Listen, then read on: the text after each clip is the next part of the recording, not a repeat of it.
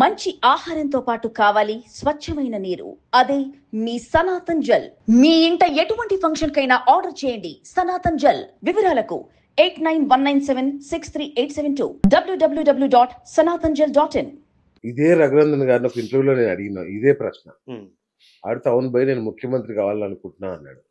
అదేంటన్నా అంటే చల్లకొచ్చి ముంత దాచడం ఏంటబ్బా, రాజకీయాల్లోకి వచ్చింది ఏదో ఒకటి అవ్వాలని కదా, నేను వచ్చి నేను ఏం లేదు నాకేం అక్కర్లేదు నేను ప్రజాసేవయానికి వచ్చా అంటే అది ఇట్లా మాట్లాడాడు. మరి ముఖ్యమంత్రిగా ఆయన్ని ఎవరైనా కోరుకోవడానికి తప్పేం లేదు, ఆశ పెట్టుకున్నాడు తప్పేం లేదు. మీరు కూడా ఏదో ఒకటి కోరుకోవాలి.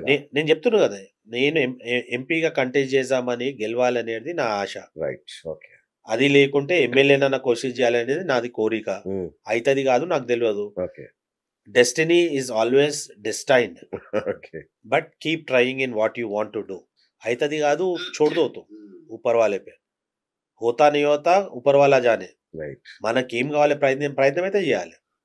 అది ఏమన్నా కాదు, ఓడతాము గెలుస్తాము అవన్నీ సెకండరీ, మనకు వస్తుంది రాదు అవన్నీ. మీరు అమెరికాలో ఉండి ఇక్కడ ఉంటూ వస్తూ పోతూ ఉంటే పబ్లిక్ తో ఎట్లా కనెక్ట్ అవుతారా?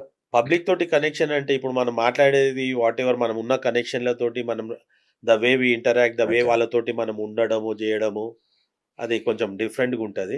బట్ ఎస్, గ్రౌండ్లో ఉండు ఈజ్ వెరీ ఇంపార్టెంట్. దానికోసమే నేను ఇప్పటి నుంచి గ్రౌండ్ ప్రిపేర్ చేయడానికే నా ప్రయత్నము.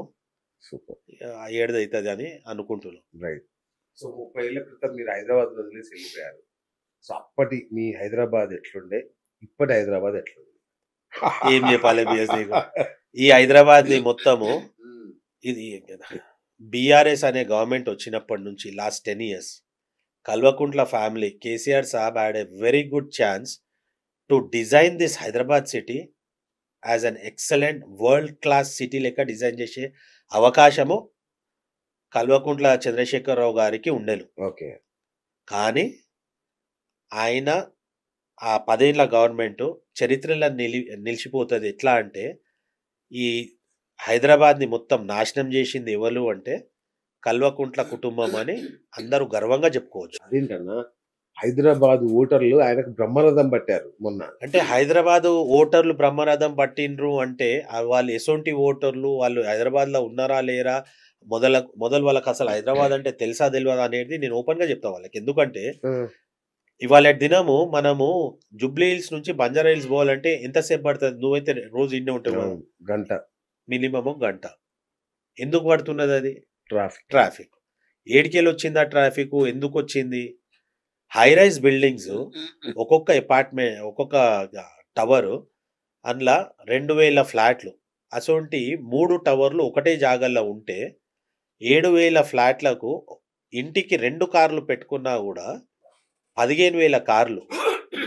ఆ 15,000 కార్లు అకామిడేట్ చేసేది అవి పోయేదానికి ఒక రోడ్డు నాకు చూపెట్టండి. ఇట్లా already jam packed road.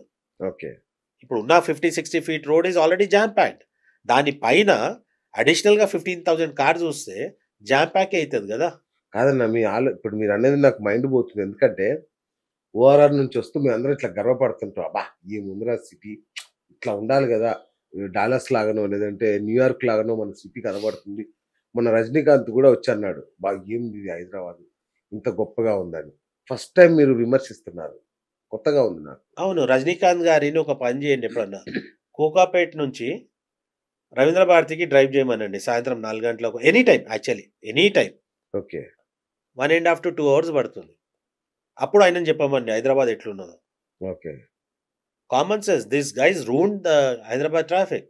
Infrastructure లేని టవర్ లేదు, వీళ్ళకు లంచాలు తీసుకుని టవర్. సింపుల్, మీకు ఇంకో చిన్న ఎగ్జాంపుల్ చెప్తా.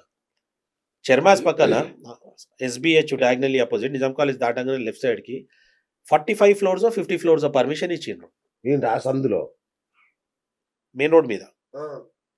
అది ఇంతకుముందు లైట్ హౌస్ ఏదో థియేటర్ ఉండే అనుకుంటా, అది లైట్ హౌస్ అని ఒక లైట్ హౌస్ అనుకుంటా. దాంట్లో 45-50 floors కట్టిండ్రు.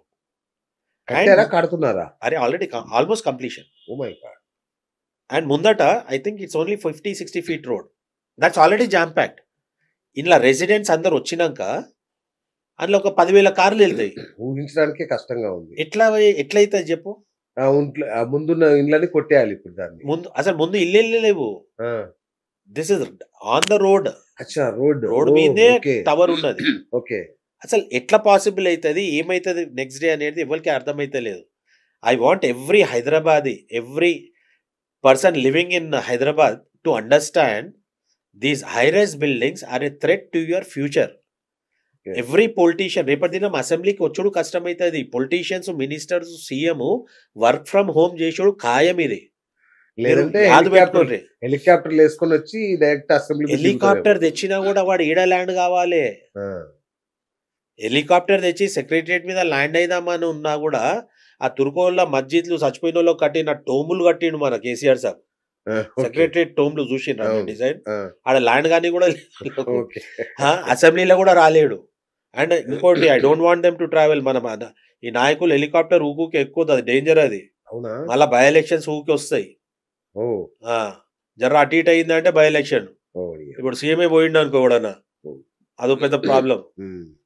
వీళ్ళు వర్క్ ఫ్రమ్ హోమ్ చేసుడు ఫ్యూచర్ లో 100% ఖాయం. ఇది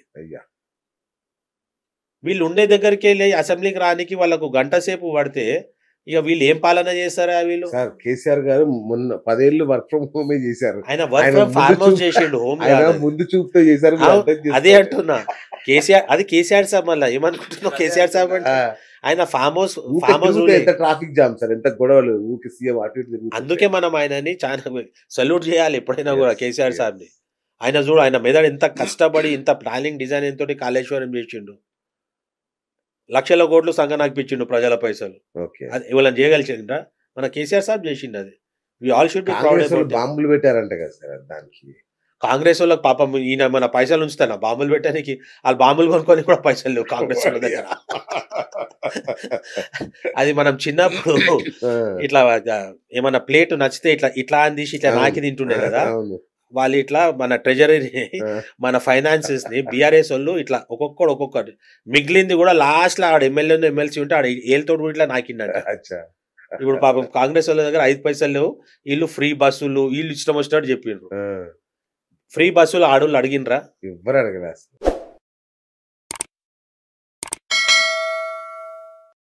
hi friends, thank you for watching this video. ఈ వీడియో గనుక మీకు నచ్చినట్లయితే దయచేసి లైక్ చేయండి, షేర్ చేయండి. ముఖ్యంగా మా ఛానల్ 24/7 న్యూస్ టీవీని సబ్స్క్రైబ్ చేసుకోండి.